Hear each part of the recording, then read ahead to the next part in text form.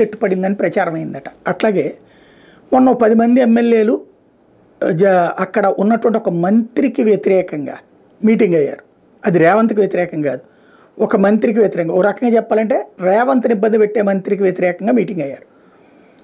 రేవంత్ ఆ తర్వాత జరిగినటువంటి కాంగ్రెస్ పార్టీ ఎమ్మెల్యేల మీటింగ్లో ప్రస్తావించడం, వాళ్ళు మేమేదో సరదాగా భోజనానికి కూర్చున్నాం అన్నారు. వాళ్ళకి తెలుసు, ఆయనకి తెలుసు, కథ వెనక నడిపించారండి. ఇప్పుడు దాన్ని ఎగ్జాగరేట్ చేస్తూ ఎర్రబెల్లి దయాకర్ బీఆర్ఎస్ నాయకుడు, మాజీ మంత్రి ఒక కీలకమైన వ్యాఖ్యలు చేసుకొచ్చాడు.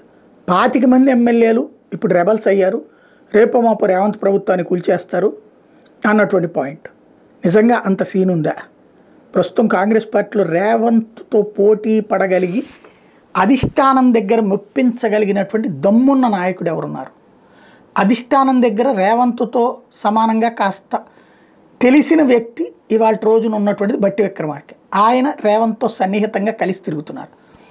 అధిష్టానం తెలిసినటువంటి వాళ్ళల్లో చాలామంది ఉన్నారు, ఉత్తమ్ కుమార్ రెడ్డి, జగ్గారెడ్డి. వీళ్ళందరినీ ముఖ్యమంత్రి పదవుల్లో అనుకుంటే కనుక రేవంత్కి ఇచ్చేవాళ్ళు కాదు కదా. కాబట్టి ఇవాళ రేవంత్కి ఏ సమస్య సృష్టించేదేం లేదు.